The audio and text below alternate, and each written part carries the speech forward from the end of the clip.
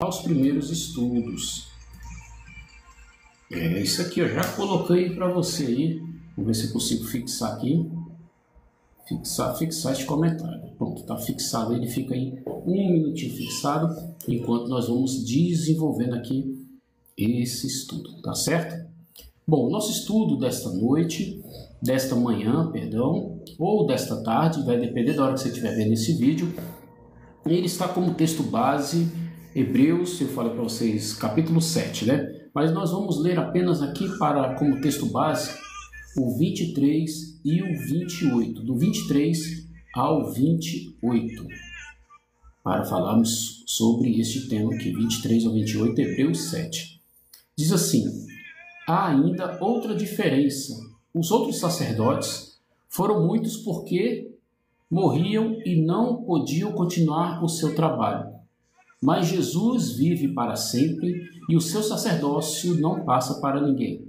E por isso ele pode, hoje e sempre, salvar as pessoas que vão a Deus por meio dele. Porque Jesus vive para sempre a fim de pedir a Deus em favor delas. Por isso Jesus, ele é o grande sacerdote de que necessitamos. Ele é perfeito e não tem nenhum pecado ou falha. Ele foi separado dos pecadores e elevado acima dos céus. Ele não é como os outros grandes sacerdotes. Não precisa oferecer sacrifícios todos os dias, primeiro pelos próprios pecados e depois pelos pecados do povo. Ele ofereceu o sacrifício uma vez por todas, quando se ofereceu a si mesmo. Amém. Então esse é o texto base de hoje, tá? Bom dia Thalita, bom dia Maria do Rosário, sejam bem-vindas. E sobre esse tema que nós vamos discorrer aqui no dia de hoje, tá? Meus queridos, minhas queridas, sobre esse tema é o que nós vamos discorrer hoje e vamos falar sobre o que é isso que quer dizer segundo a ordem de Melquisedeque. Então, como eu falei para os amados irmãos, nosso texto base desse estudo de hoje, né, Hebreus capítulo 7, é isso que nós conversamos. Vamos estar meditando o que isso quer dizer segundo a ordem de Melquisedeque.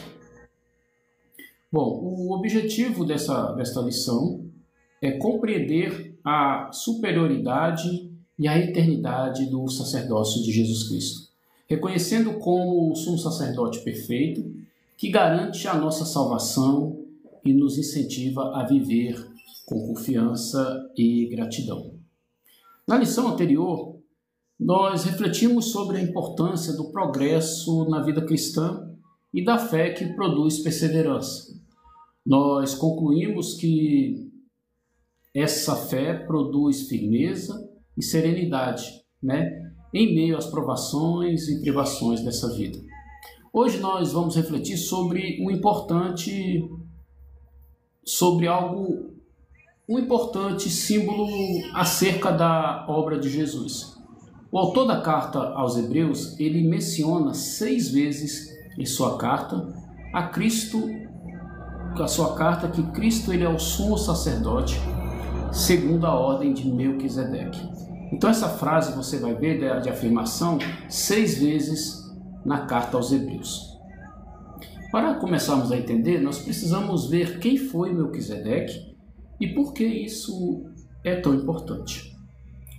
No último versículo do capítulo 6, após sustentar que unicamente a fé em Jesus Cristo é capaz de fazer o salvo perseverar em meio ao sofrimento da vida, o autor da carta aos Hebreus ele conclui com uma frase que, em um primeiro momento, nos parece difícil de compreender.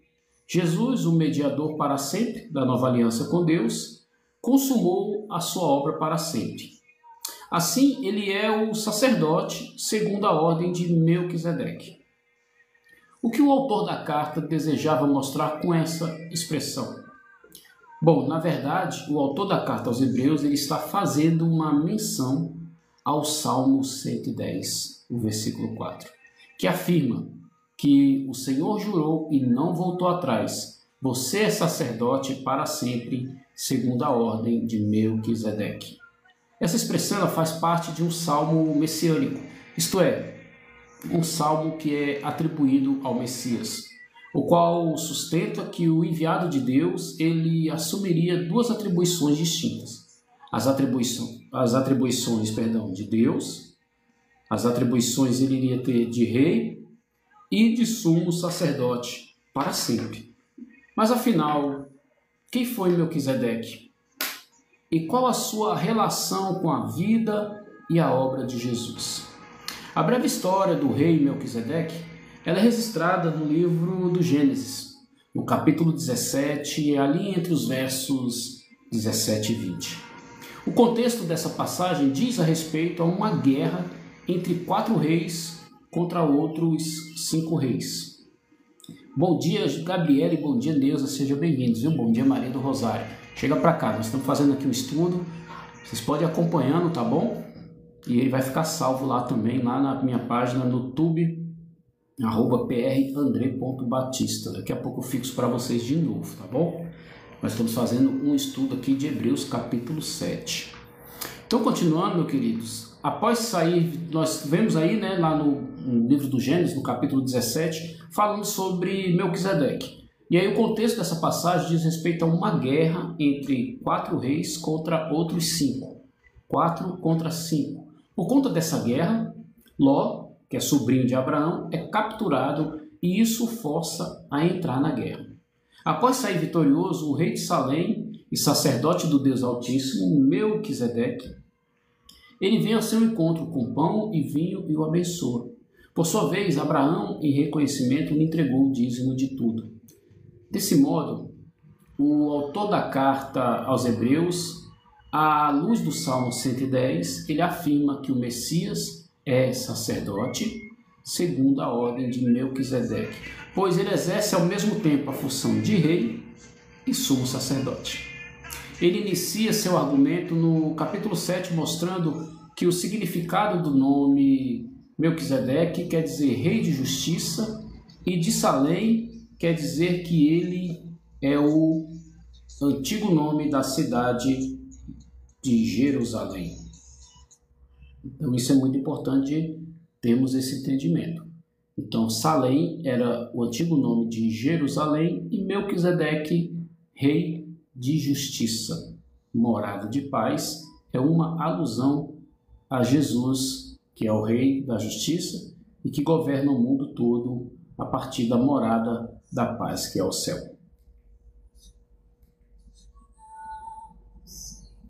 Então, para continuarmos, é importante entender que justamente essa é a ideia contida no Salmo 110. Os versos 2 nos informam que o Senhor lhe enviará de Sião, ou seja, de Jerusalém, o cetro do poder, dizendo: domine entre os seus inimigos. Evidentemente, o cumprimento dessa profecia ele se aplica a Jerusalém Celestial, de onde o Senhor governa após consumar a sua obra na cruz pelos nossos pecados e ressurgir dentre os mortos. Por consequente, outra indicação de que Jesus é o rei e sumo sacerdote, segundo a ordem de Melquisedeque, diz respeito à sua eternidade. O autor da carta aos Hebreus ele indica essa verdade no verso de número 3, onde ele diz: sem pai, sem mãe, sem genealogia, ele não teve princípio de dias, nem fim de existência. Ora, sabemos que o Jesus histórico ele era descendente de Davi, da tribo de Judá e descendente de Abraão. Mas o que o autor da carta quer nos mostrar é justamente a sua divindade e eternidade. Ele é o pão vivo que desceu do céu, como diz lá em Jó, capítulo 6, verso 51. Ele voltou para lá, de lá governa e voltará para buscar o seu povo. Então nós vimos aí no tópico 1 essa importância, né, de Jesus ali como segundo a ordem de Melquisedeque. E quem foi Melquisedeque? Vimos que foi o rei e o rei de Salém. E durante uma guerra, ali Ló participou e Abraão foi interviu e Melquisedeque ali se colocou à disposição e ele deu uma oferta para Abraão. E Abraão, em troca, lhe devolveu o dízimo de tudo. A superioridade do sacerdote de Cristo. À luz dessa preciosa verdade, sobretudo daquele encontro entre Abraão e Melquisedeque, registrado lá no livro do Gênesis, o autor da carta ele quer demonstrar aos irmãos hebreus e a nós também o profundo significado espiritual que evidencia a superioridade do sacerdote de Cristo sobre o sacerdote levítico, isto é, o sacerdócio da antiga aliança. No contexto da antiga aliança, os sacerdotes eles só poderiam ser descendentes de Levi. Você só poderia ser sacerdote se você fosse descendente daquela família. Um dos filhos de Jacó, bisneto de Abraão, desse modo, o sacerdócio levítico começou com um dos descendentes de Levi, Arão. Você pode encontrar isso lá em Êxodo, capítulo 28, versículos 28 e 29. Somente eles poderiam ministrar no tabernáculo e a partir do reinado de Salomão, no templo. Com efeito, o autor da carta aos Hebreus ele demonstra que Melquisedeque era superior aos descendentes da tribo de Levi, pois esses ainda nem existiam quando Abraão, o ancestral deles, encontrou-se com o rei de Salém. Da mesma forma, assim como na antiga aliança, os levitas eles recebiam os dízimos dos filhos dos demais tribos de Israel, isto é, dos filhos de Jacó, netos de Abraão, este o maior ancestral do povo de Israel. Então ele reconheceu a grandeza de Melquisedeque e lhe entregou o dízimo. Assim o autor conclui este argumento, mostrando que, com a atitude do patriarca, até os seus descendentes levitas entregaram o dízimo a Melquisedeque na pessoa de Abraão. Porque Levi, por assim dizer, já estava no corpo de Abraão, quando Melquisedeque foi ao encontro deste. Hebreus capítulo 7, verso de número 10. Entretanto, qual é a relação de toda essa história com a pessoa e obra de Jesus Cristo? Muita e em muitos sentidos. Não é sem razão que o autor da carta aos Hebreus, assim como Davi, a quem é atribuído o Salmo 110, diz respeito ao ato de que o Messias, Jesus Cristo, não era descendente da tribo de Levi. Jesus era da tribo de Judá, a mesma do rei Davi. Então Jesus ele é o rei da paz e o mediador da aliança entre o homem e Deus. Portanto, o verdadeiro e único sacerdote, assim como o Melquisedeque. Por fim, da mesma forma como os hebreus não sabiam quais seriam os ancestrais de Melquisedeque e quem o sucedeu no sacerdócio, Cristo, o Filho do Deus vivo, governa de um lugar onde o tempo, a ancestralidade ou o prestígio espiritual não são contados. Por isso, Jesus Cristo é o eterno sumo sacerdote, segundo a ordem de Melquisedeque. Como nosso tópico de número 3, o último tópico desse estudo, aí nós vamos falar agora sobre a eternidade da obra de Cristo. A essa altura, pode-se questionar se já havia uma nova aliança estabelecida pelo Senhor com o seu povo, porque havia necessidade de outra aliança. Ou colocando em termos mais práticos, se já existia no Antigo Testamento, por que houve a necessidade de um Novo Testamento? Essa possibilidade de questionamento também não passa desapercebida pelo autor da carta aos Hebreus. Ele inicia o verso 11 do capítulo 7 da carta com o mesmo questionamento. Se a perfeição fosse possível por meio do sacerdócio levítico, pois foi com base nele que o povo recebeu a lei, que necessidade haveria ainda de que se levantasse outro sacerdote? Segundo a ordem de Melquisedeque, não segundo a ordem de Arão. Ciente desta provável e deste provável questionamento, o autor da carta aos Hebreus ele responde aos cristãos com 3 argumentos principais. Primeiramente, o autor sustenta que a antiga aliança não era capaz de aperfeiçoar o ser humano, pois não havia mudança de vida.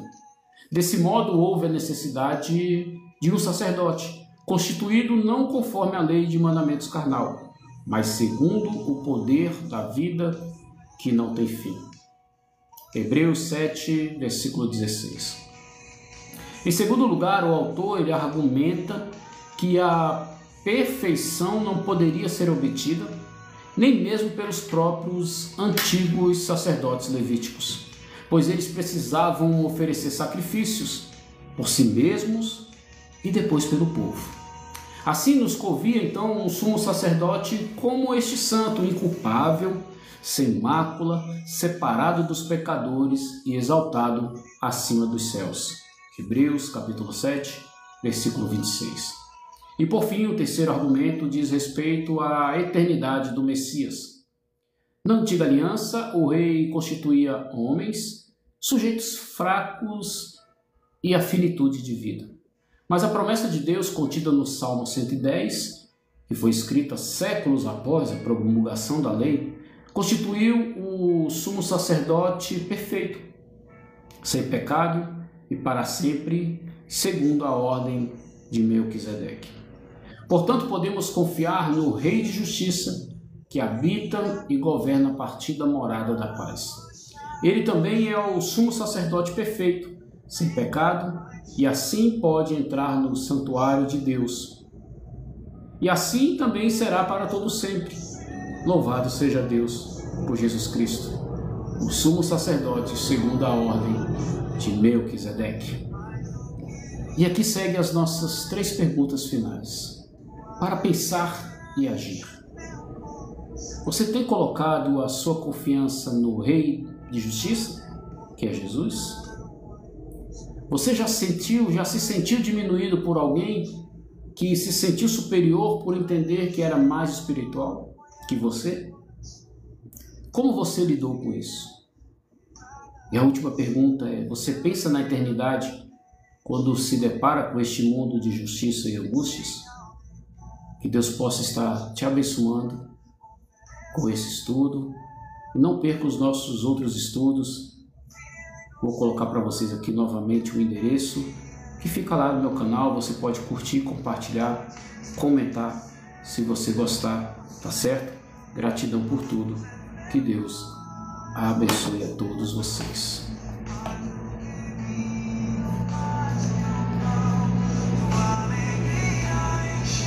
É isso aí, pessoal. Vamos que vamos. Tap na tela. Você clica, compartilha e republica.